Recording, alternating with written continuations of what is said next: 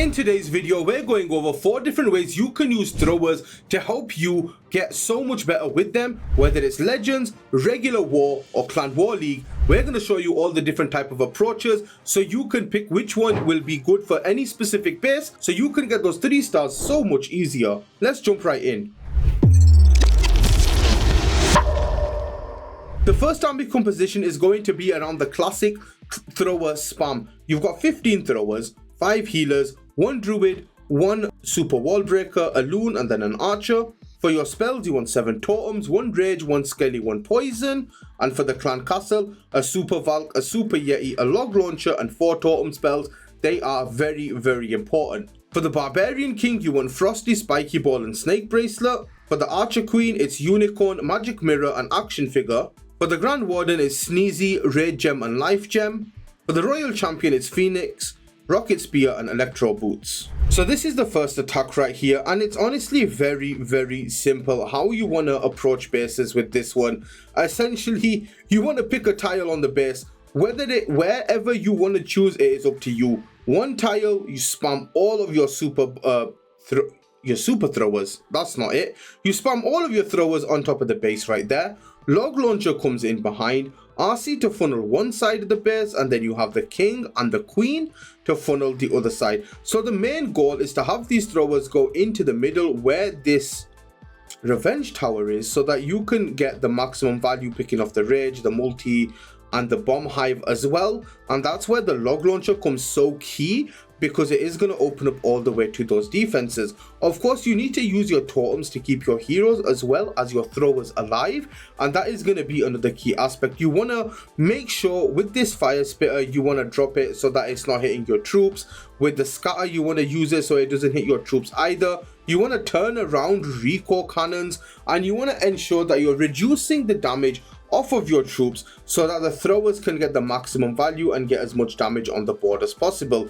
Again, keeping your heroes alive is very, very important. Whether it is only just your queen or even a royal champion, you want to decide on which ones will give you more benefit and more value. Normally, most times than not, it is going to be the archer queen, so you want to keep her alive to add that extra damage so that she can wrap around the base whilst the throwers clear out the whole entire core. And as you can see from this point forward, there's not going to be too much difference remaining on the base, not too much damage remaining either. The throwers are going to pick up everything from the middle. The queen and the king are going to work the outside. You just need to be a little bit careful when using this strategy, because the warden can get ahead of the throwers.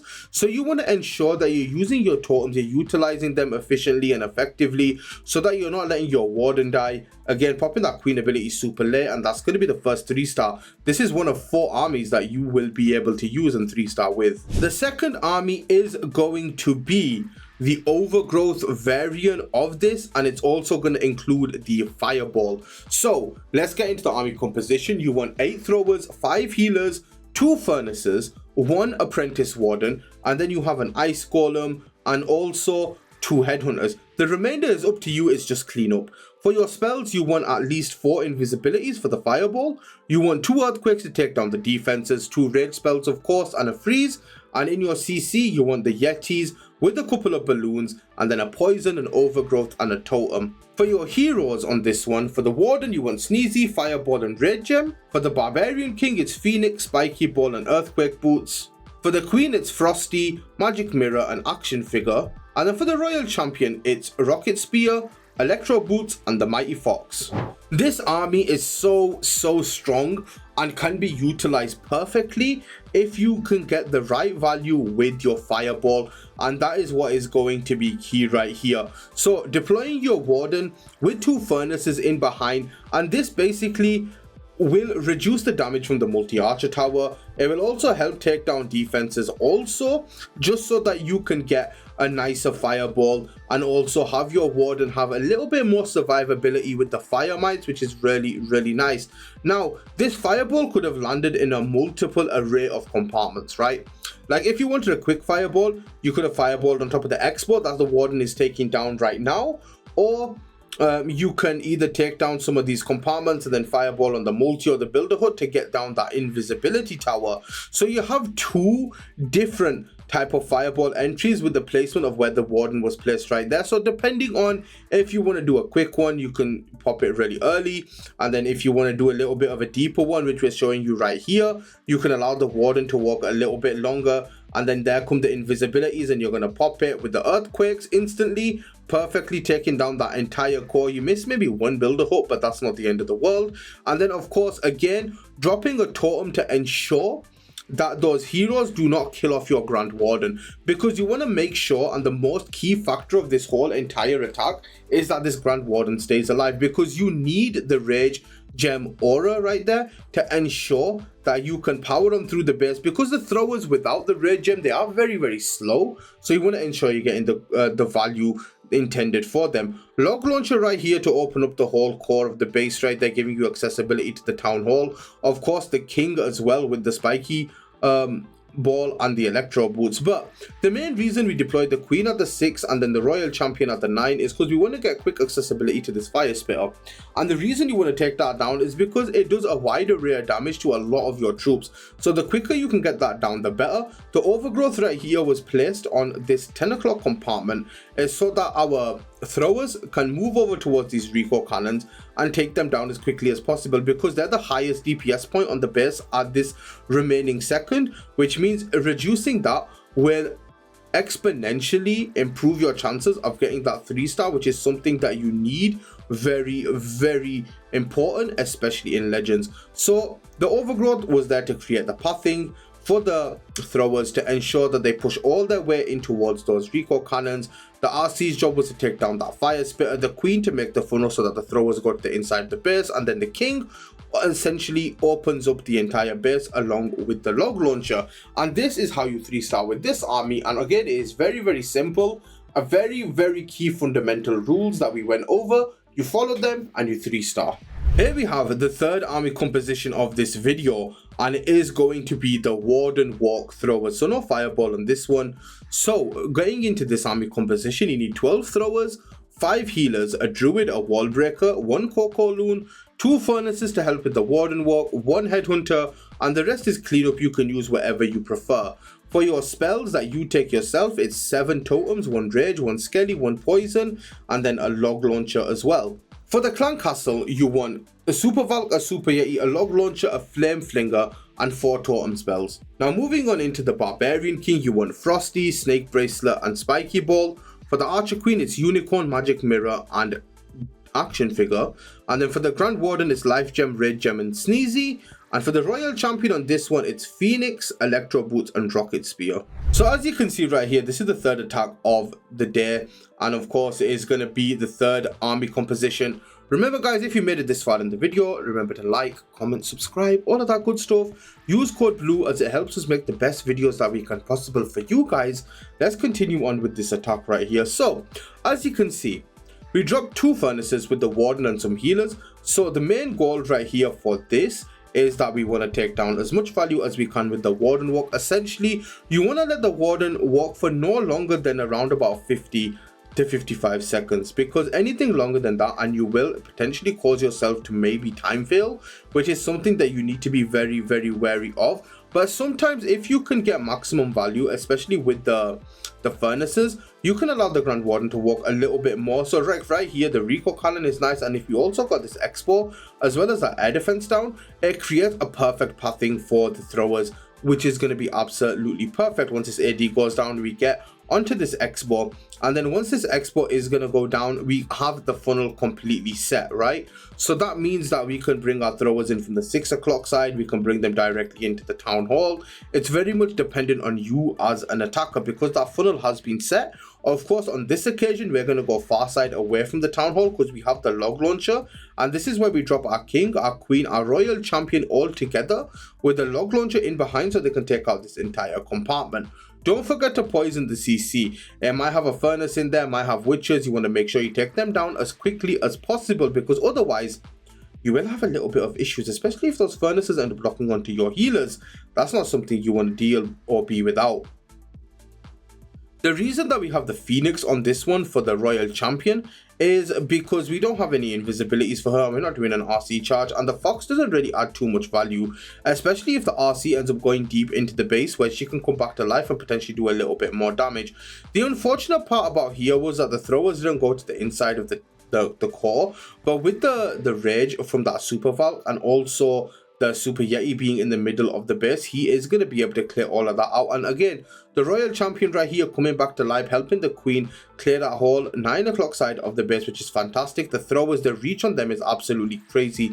But look at the placement of these totems, guys. This is what is very, very important, is how we use these totems to negate so much damage. Like right here, we're going to be using them to take on the long shot, the King, the Royal Champion, and also the Archer Queen. And that totem value is absolutely phenomenal. It reduces the damage significantly and allows our throwers to push on through and get the job done and 3-star any base.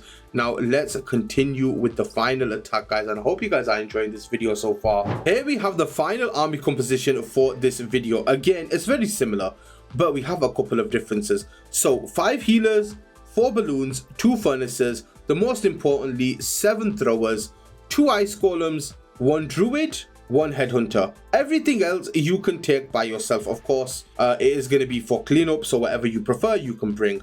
For your spells, another key point, 6 zap spells, 2 earthquakes, 1 rage, 1 poison, and then you want essentially a log launcher, a siege barracks, and a flame flinger inside of your army. For the clan castle itself, you want a troop launcher, a log launcher, a super yeti, a super valkyrie, a freeze, a skelly, and 2 totem spells. The totems are going to be very key. For the King, Frosty, Snake Bracelet, Spiky Ball. For the Archer Queen, it's Unicorn, Magic Mirror, Giant Gauntlet.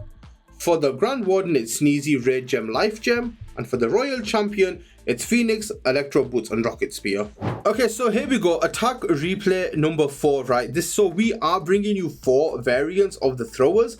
And all 4 variants are the 4 strongest variants in the game. We have so many pros our blueprint, and they have, you know, given their 2 cents on why they think that these 4 are the best 4. Of course there are other variants, but we're showcasing you the best because we want you guys to have the best ability in 3-starring and getting the job done. But this army is going to be the Zap Throwers, which is the 4th and final army for your top 4 army composition for the throwers. You want to make sure though that you deploy your warden with the furnaces and the healers straight away, and then you zap afterwards. Now the reason for that being is it saves time, which is key and very important. So look at that zap value. We got the rage in the core, we got a Rico cannon and a multi-inferno, which is really nice value for the zaps.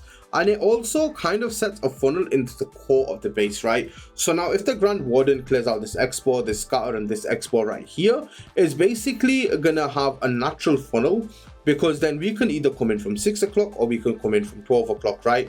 And either way, that zap funnel that we have made with the value, it's gonna help us path our troops the way that we want them to go, which is something very important that you always need to consider when doing throwers. Pathing is absolutely key and it is vital. Like as of this one, we're going to come in from the 6 o'clock side, right? But we could also come in from the 12 o'clock side, and because of the break in this dead zone right here, our troops would wrap around the base that way. But now, because we're coming in from 6 o'clock and the break right here again, so our troops are going to go into the monolith and they're going to go to the revenge tower, and they're going to wrap their way around, as you can see where I'm clicking to get the job done. And then they're not going to end up going over towards that build-up and the elixir storage, because that's going to ruin the pathing, and that's not something that we want. And that was another reason why zaps on this base were actually so OP and so good. But again, the King and Queen are here for a funnel. The Royal Champion is here to add extra damage to the funnel and also clear out some of these exterior defenses so that our heroes can push through, our totems, our throwers can go into the middle of the base, and so that they can get into this bomb hive and clear out this whole entire town hall compartment. Of course, the Super Yeti is going to help us. That did come out of that log launcher. But again, everything else is straightforward. It's very simple. You want to make sure to path these throwers the way that you want them to go. And the heroes and the zaps are going to do that perfectly well, alongside the Grand Warden that does it perfectly well also. And as you can see from this point, there's not really anything that can stop this attack. There's no long shot, there's no heroes remaining. It's just the throwers going absolutely berserk on these remainder of these defenses. And this is exactly how you 3-star at Town Hall 18 with this 4 thrower variant. So you had Zap Throwers, Warden Walk Throwers, Fireball Throwers, and of course the almighty thrower spam. So these 4 armies are going to be the ones you want to be using the most at Town Hall 18 if you are a thrower player. Remember guys, if you enjoyed the video, like, comment, subscribe. If you use any of these armies, let us know down in the comments below. Also, all these army composition links will be down in the description. So we'll catch you in the next one. Peace out, take care, and have an amazing day. Bye.